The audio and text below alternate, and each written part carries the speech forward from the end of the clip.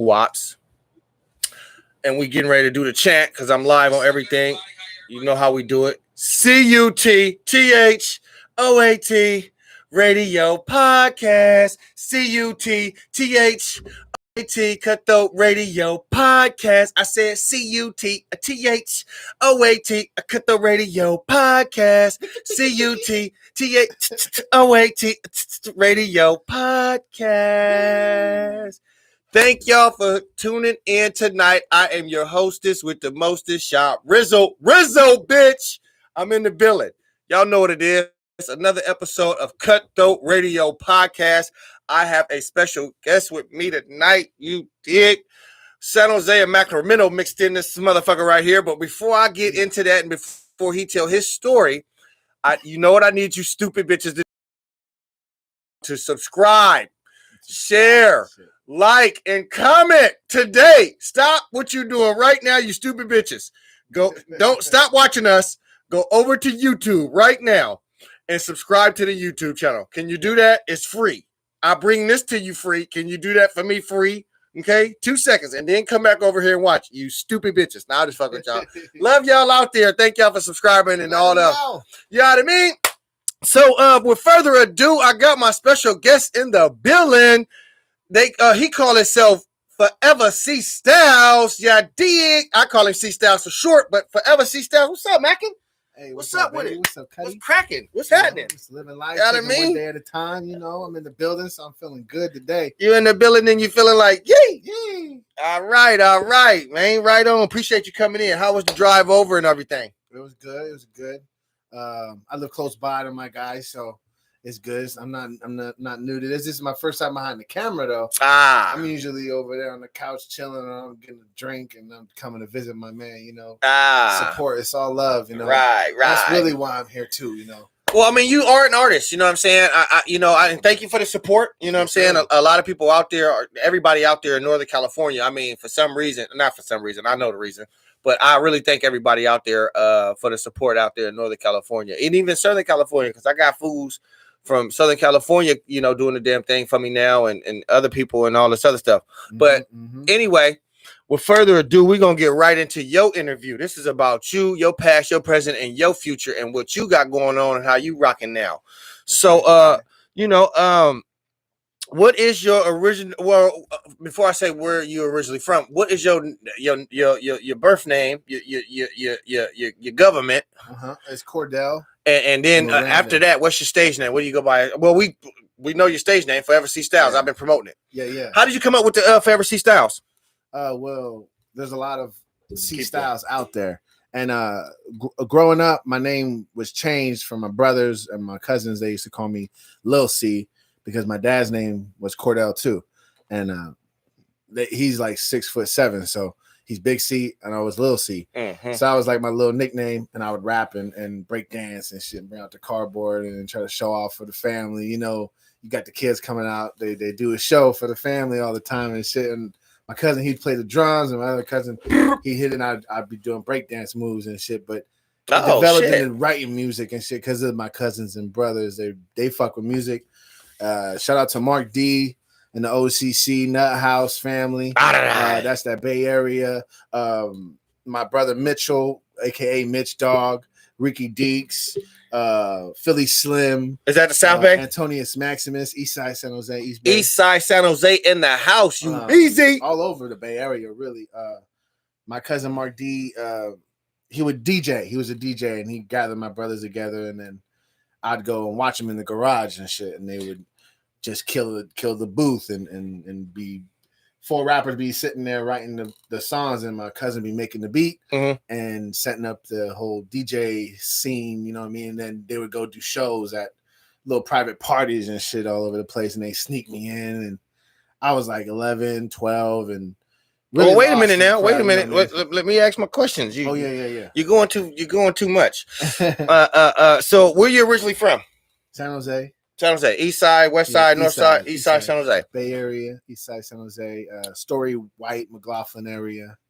Okay. There, what schools did you go to out there? Did you go to any schools out there? I went to Hollyoak for middle school, and then I moved out to Watsonville and then went to Watsonville High School. I know Watsonville. Where is that at? That's right past Santa Cruz. Okay. The Santa Cruz area. Okay. And all that. Like Planet, Monterey, Planet Gemini and all of that. Yeah, I know. Yeah. Go on your way to Salinas. Watts. Yeah. Watts. Yeah. Right on. I can tell you good old Watts. Did you play any sports in middle school, high school, junior high, all that good stuff? What'd you play? Football. You played football. I was a wide receiver. Wide receiver? Get the fuck out. The smallest one, but I had hands. I didn't never drop the ball, and I was fast. Okay, why didn't you continue? What made you quit? I got in trouble in school. My dad made me quit the team. What the fuck did you do in school to get in trouble? Come on, give it to us. I do art and all that too, so I be tagging. Oh, you a graffiti artist? Yeah. I was tagging on in the bus. What bus? It was the public bus or school bus? Oh, okay. I was gonna say this nigga's on the public bus doing this. This nigga hard. No, well, he's still hard though. Public school. I mean, on the yellow bus, he's still hard though. That's still hard. Yeah. I mean, that's still some hard shit right there. Because not everybody gonna just tag. Well, I mean, I don't know. We was hoodlums in the base. Well, a lot of people had they throw up their shit on the back of the seats. And back then, I remember the school bus chairs were big like this and fluffy. So the green ones. Yeah. See you back there. You got white out and you do. Oh man, you put all types of shit on. All my friends would get away with it. I got caught. First time I ever tried doing it. And you got caught immediately as soon as you did it. Damn. Mm-hmm. And that was it. Me and my dad made me quit the football team. That's hella bootsy though. I know, and I was second string all year. And then he didn't give a fuck about none of that. Give a fuck. And then finally, I made first string because the wide receiver they had, he was X, I was Y, and there was another Y. I was backup.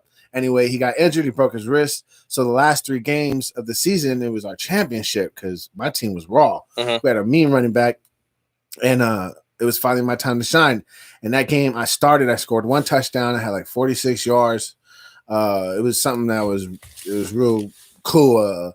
A pinnacle in my life that I'll never forget. The crowd, them saying my name, Cordell. I know you was happy. Excited, the excitement, the adrenaline, all of that. Huh? Okay, you felt like you almost damn near made it, huh? Yeah, right then and there. And after that game, I never played again. Never played again. But did you? Okay, in the process of any of that, because you from East Side, San Jose, and I gotta ask this: any gangs involved? Yeah, my family stay active.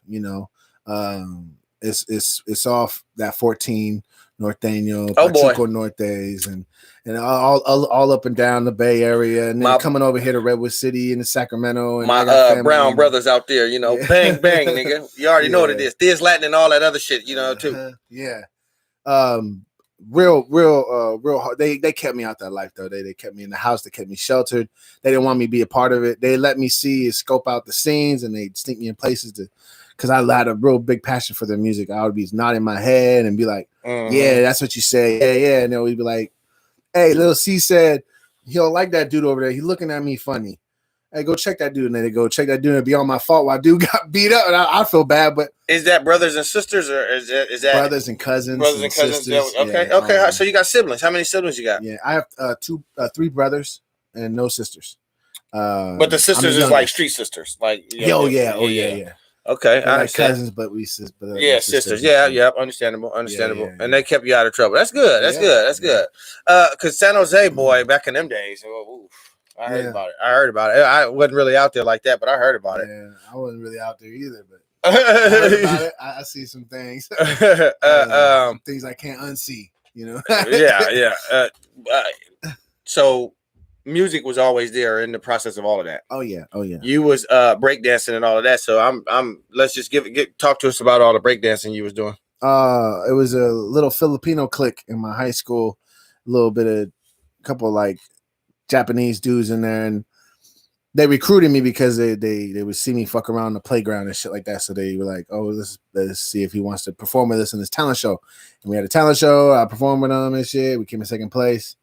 And then after that, they just kept, hitting me up. Hey, we got a little meet at the youth center downtown Watsonville if you want to come through.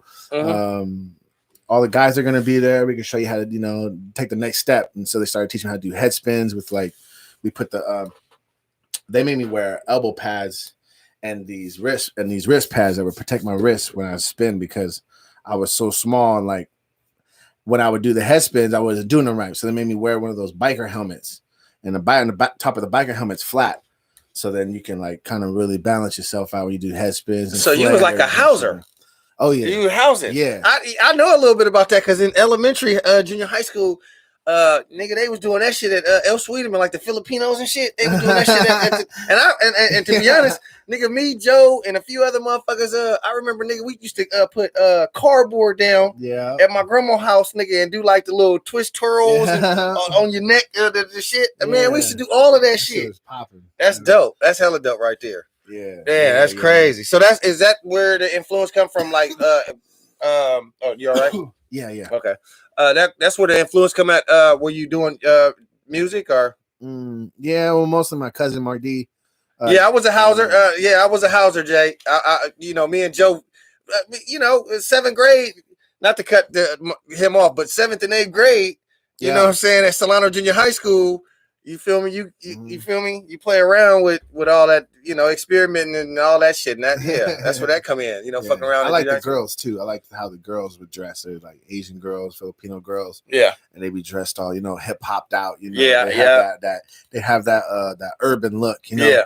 I know exactly what you're talking New about. Balances and Filas, and they had the Fila overalls and shit.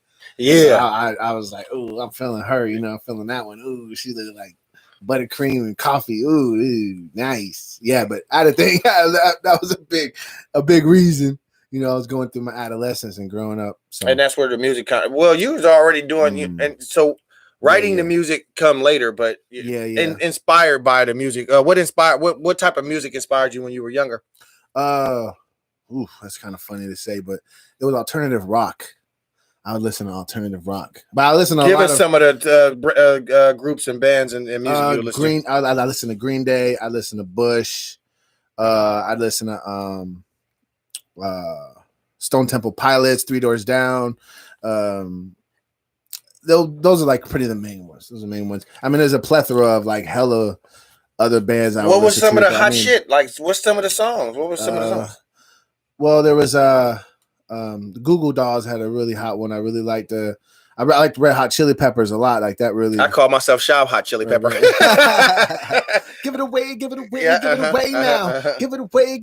That shit just had me, man. When you was younger? It captivated you. I'd be on the bus. I'd be walking to school. Give it away, give it away, give it away. Head banging, just in the shit. And then it like turned in like, and that was a funky kind of alternative rock at the time.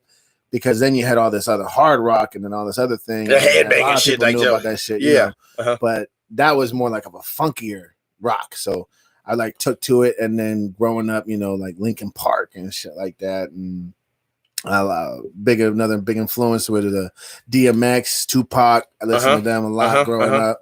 Ice Cube. Well, you my age though, so we got the same. Same you my era. So definitely. Mac Dre was a real big thing for me. That good stuff. That whole what is it? The Bay Area. I used to say what is it, like it was going out of style though. Like God damn, this dude just said that like 8 times, man. Well, we say Cuddy like that. You got to realize. When we was coming up in Vallejo, in the Crest, we would say Cuddy so much. Cuddy this, Cuddy that, Cuddy. Let me get a piece of gum. Cuddy, let me. Cuddy, Cuddy. Like like it's going out of style. Or say set Cuddy, say set Cuddy. On the L's Cuddy, say set Cuddy. On the L's Cuddy. Holy Bible, cuz Holy Bible. Like, we used to say hella shit like that. Well, that's Lofus. That's not the Crest. That's more Lofus slang. Okay. That it's north sided and Butte, but Lofus would talk like that. That's how they would talk to, you would get the distinction of them being from Lofus and us being from the Crest and them being from College Park. Same go with y'all neighborhood. They from over here, they talk a certain way. They got this haircut, they okay, that's them, and them over here. Same exact shit. Same exact shit. Yeah. That's dope though. So you was already just in tune with music at a young age, very young age. My cousin Mark D, he first and foremost, he created Nut House Entertainment, and he took my brothers with him. So everything and every show he'd do, he'd have my brothers with him. Wait, okay, yeah, okay, we good. Yeah. I just make sure you don't. He won he won the Camiel Bay Area Big Shot contest with the E43 in 2004. Is that right? Yeah, and Wow. if you look back in the records, you can find him. You'll see him, Mark D, OCC. Okay, and he's on YouTube. What does OCC stand for? Original Crime Circuit. Original Crime Circuit. Y'all got that here first on Cut Though Radio Podcast. OCC. Original Thank y'all Crime for not to cut you off. Thank y'all for tuning in and looking at this artist right here. You know what I'm saying? He Bay influenced. He loved music. You know what I'm saying? And I got a lot of people all on the thing, so it's just a lot of love. Thank y'all out there for tuning in. And I so much respect and much love. Yes, sir. Thank you. So Mark D, he was out there in the Bay with and won the contest. Yeah, and all that shows, and they gave him a $2 million. I think it was $2 million. Yeah, $2 million budget to do a video. Wow! And he did it with the dude Play from Kid and Play. Yeah, and another dude named Antonius Maximus. And it was on YouTube. It was Long Road. It was called Long Road. Look it up. Long Road. YouTube. It very underestimated, but he was ahead of his time at the time. No one could really relate to his fast switching, and his style was just like he switched it up so much, like he was scratching like a DJ. Yeah, like you hear a DJ scratching and shit. That's how he would rap. He would like pick it the bop, it the dog whoop, and people just it's hard for them to keep up with, and really he's ahead of his time. That's how I feel about it. That's dope. Yeah, I learned everything from him. Wow, that's some legendary shit right there. You got that first CUTTHOAT, you busy podcast. Is this show like real first interview like? It's my like third. intimate interview, like just really getting to know you as an artist. Yeah, not playing your music, not playing my music, none of that. Talking just about you, my clique. Oh man, I'm so glad we got you here to talk about your shit. That's why I wanted to come here too, because I be seeing you interviewing people, and you really touch the dark places and all that no one really wants to talk about. They don't want. And I don't Vlad you. I try not to Vlad you because I'm from the streets, so I know the line to draw. You know what I mean? And I know how to G14 bop bop bop bop. So if we got to classify something, I know how to word it, get it out of the artist or whoever without incriminating either or of us. Because there's two parties that can get incriminated here, me and the motherfucking artist. yeah. So you gotta be game tight. That's right. Vlad will get you though. Go over to Vlad and he'll get you. Vlad will get you. I'm trying to be like a Charlemagne the God, in between a Charlemagne the God and a Noriega Drink Champs. Yeah. I love that show. Man. Mixed with a little D.L. Hughley. Mix me with a little D.L. Hughley as well on the side. I'm trying to be all three of them. D.L. Hughley. Yeah, you know what I mean? Like, because he funny at the same time. He bring it to you raw about everything and any and everything. So keep going. Performing your music. When you started writing, how old was you when you started writing? First off, like 16, about 16. And was it a what did you classify that song as? Hip hop, gangster rap, hip hop. Yeah. I wasn't really allowed to talk or rap about things that I didn't experience. They nipped that in the butt right away when I started rapping about like Gold Chain and me in a limousine, and they're like, "You do that? You don't do none of that, young man. You got to change it. You got to be realistic about what you know and what you experience, because it's going to come off 10 times stronger. People are going to feel it more, and you're representing yourself. You're not representing some rich facade. Facade. Facade. You're trying to create something that you're not. So they nipped that in the butt right away. Thank God for that. Yeah, and then I just started writing just about. Then I changed into just writing about my life and my dad and my mom. I used to fight all the time, and he put hands on her, and she put hands on him. In jail, I go to my aunties. So I had a real rough childhood, pain just pour it out of me, and it would be like a poem, and my cousin would help me turn it into a song, and lyrics, a verse. Yeah. That's dope, man. You got to dig deep inside you, because if you would have been a studio gangster, that would have been found out fast. Everybody would have found that shit out. And the only reason why I say that is because it's a lot of them out there, and they ain't got no creativity, they ain't got no stamina, they're not gonna last long. They don't have no poise, they don't got no deliverance, they not writing the material, they just humming and singing and trying to catch the melody with the little vibe that everybody doing right now. Bars. I'm from an era. We from an era where bars matter. Yeah. You had to write on a piece of paper and get to 16 down, or 8 down, or 12 down, or 24 down. You had to really be creative. Something witty, something clever, really slick. Like you had to be slick with your jaw jack. Your mouthpiece had to be quick. You had to be quick at the drop. Bah, bah, bah. Yeah. Nowadays, it is just you just hum on the track and that's it. Yeah. That's the album. You made it. And don't make that whole album in like one day. Oh, or man. Like 4 hours. Give them some Percocet. That's all you hear. The first time somebody singing this, I'm just fucking rapping. I'm just fucking rapping. But I'm just saying though, look how these songs is nowadays. Ain't no fucking rap to that shit. Classify your rap. What is your music? How do you classify your music? Straight, just hip hop. Good. Just straight hip hop. Underground. Good. A little more underground than anything. Undiscovered. Yeah.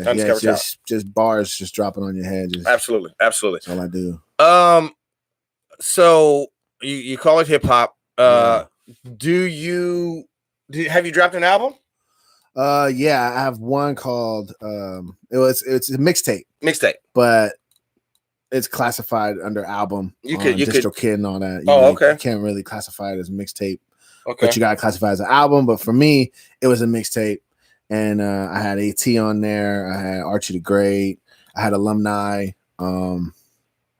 I tried to get my cousin Mark D, but at the time of when all that was going on, I was barely learning how to really distribute my music. Okay. And record on a level where I could record on my own and like email it to someone. They record their verse, email it back. Mm-hmm. And then I send it to my man AT. You have to step it up. He'll mix it and master it and even throw a verse on if he wanted, or something, whatever he feeling. And then that's how that started. And he was like, this is how you could do it. You got to go to DistroKid. You got to really put in the time if you're going to do this. Don't just, but I the whole time I loved doing it. It was just a passion. It was just a passion. Well, let me give you this. Industry rule number 4080. Mm-hmm. Record company people are shady. Yes. So if you're really going to do this to make some money off of it, here's an advice to everybody, including myself. Learn the business part of it, because rapping for free ain't all that fun. You ain't gonna love it. No. You ain't gonna love it. I do. I don't get paid. I don't really make no money off my shits. I got a little. I can't say that. I got a little royalty. I got a little something building up on DistroKid. Okay. Which I love to see that. So what you're saying is, it does feel good. I seen that money and I was like, what? So you can make a little change. You can make if you're not in the industry, if you're not, really in the radio and MTV, BET, and no one even does that anymore. But well, I mean, that's what podcasting took over the industry, kind of sort of on that note. And then everything is streaming now, so you still can make $1.99, but you got to play your cards right, and you got to get on all the streaming platforms. Yes. So you have to evolve. Is the word. Tidal, all them that no one even really heard of. You on them. You have to evolve. Yeah. The thing about everything that happens, it happens for a reason. Mm-hmm. All of this that we're doing and interviews and everything happen for a reason. Have to evolve. Yeah. What we're doing now is evolving from what we were. Mm-hmm. When I first met you, and we talked about this, and we met at we was working at Lumberjack. Yeah. We was working at Lumberjack. Spence was our partner, our mutual folks. Spence. Shout out Spencer. Shout out Spencer Williams, right? Williams, yeah. Me and Spence go back like rocking chairs. And I'm talking about really back. Right, so Spence was over. He over here, and when I met him, he was an inspired artist, but he didn't come out of shell. I was the one around writing. I had wrote Not Equal. The track Not Equal. I did that at AT House. It was based on police brutality. I wrote that was a really good song. It was a really good song. Really good. It's a good song. It's a good song. And I'll share it tonight just in case or play it or whatever, because I know people gonna want to know what it sounds like now. Yeah. And when I did that song, a lot of that stuff that I was doing over there, because Cordell used to come to Spence house. Me and Spence was roommates while we were working together at Lumberjack. So I would write in the room. He'd come in. He'd be, man, and he'd listen, and then he'd be like, man, I do my thing, and I was like, for real. And we, that's kind of what we, took off. And then I introduced him to AT. Yes. I brought him over to AT house. I brought a few artists over there. Yeah, I brought a few artists over there, and then he just like stuck. with AT. They have been together ever since. And I'm telling you how God works.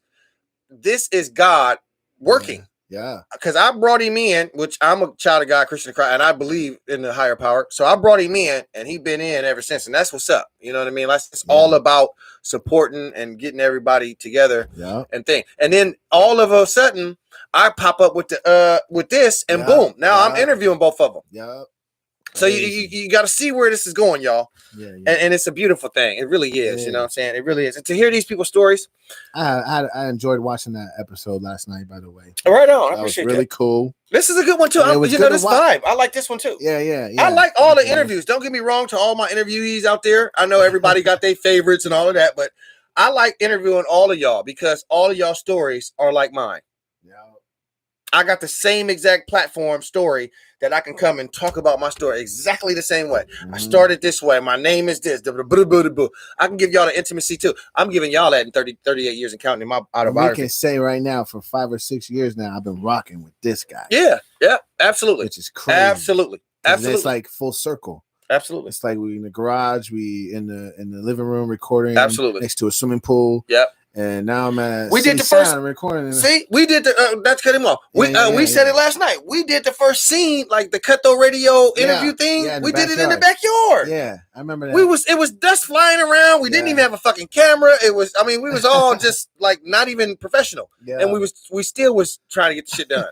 And then boom, I come up Cutthroat Radio, bow, we here. So it's just you gotta stay with what you're doing. And if you listeners right now can see what I'm seeing. This man has put together a fantastic office for himself, all by himself. I appreciate self-independent. I appreciate that. And making his own moves, making things happen for his own self. And I learned it. I learned not to cut him off. I learned it from just being having the experience with Mac Dre and Jay Diggs and Kilo and them. That's where I get all of it from being around all of that. So, that's how I make it look at it. Here we go. I got. We're not gonna even address trash on my IG. Oh, jeez. We're not gonna worry about the trash on IG tonight. The Raider Nation. That trash. You ain't gonna do nothing. This season is gonna be bumped for you. Who they got anyway? Nobody. I don't think they got anybody. They ain't got nobody. No, I'm just playing though. Derek Carr. I mean, I'm just having fun. I haven't really. I'm just having fun. They almost had Antonio Brown. They had Antonio Brown, lost him. Yeah, they lost him. They lost him. Came and went. Videos. How many videos you got out there now? Like 4. Like 4 videos. 4 solid videos. You working on anything right now? Well, one of those videos is from 360 Radio. Okay. That is like you look up my name, 4EvaCstylez, which is why I changed C-Styles just to 4EvaCstylez because no one else has it. No one else is gonna pop up but me. Right. So I had to Google and figure out my lane, and I stay in that bitch. That's what you do. Swerving in that motherfucker. That's what you do. That's what you do. So. Oh yeah. So I got them videos, and it's Make It Drop, The Statement, and One for the Money featuring Jenny. Make It Drop is featuring AT, and The Statement's just me. It's a solo record. And that's all on YouTube right now? Yeah, all on YouTube under 4EvaCstylez. Y'all can go check that out. 4EvaCstylez, he got 4 out there right now. He's working on more. He's very creative. I had stopped by his house. I was doing my edible thing, and I had stopped by his house. He wanted some, as a matter of fact, he wanted some bars, and I had stopped by his house and dropped his bars off. And them bars. Them bars are something else, same thing. And he was doing like how people used to do back in the day with like making a display type of things for their video shoot. Like he was making his props. Yeah.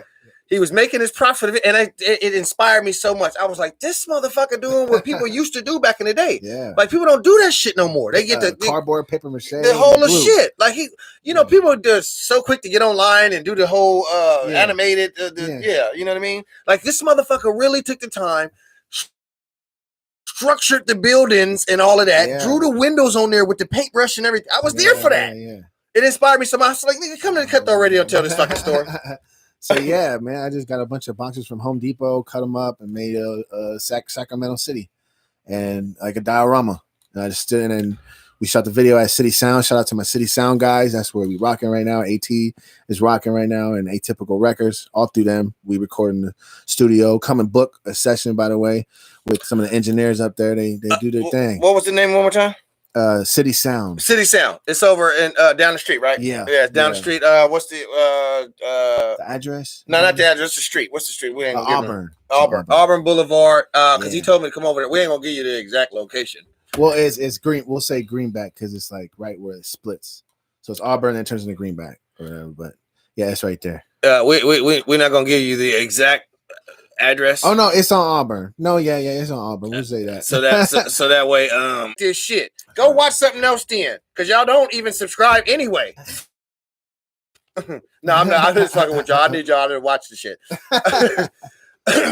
Yeah. Who and who's your favorite rapper right now out there right now? Who's your favorite rapper? Lil Baby. And who do you want to work with, independent and on the Jack Harlow. And I want to work on an independent level. AT.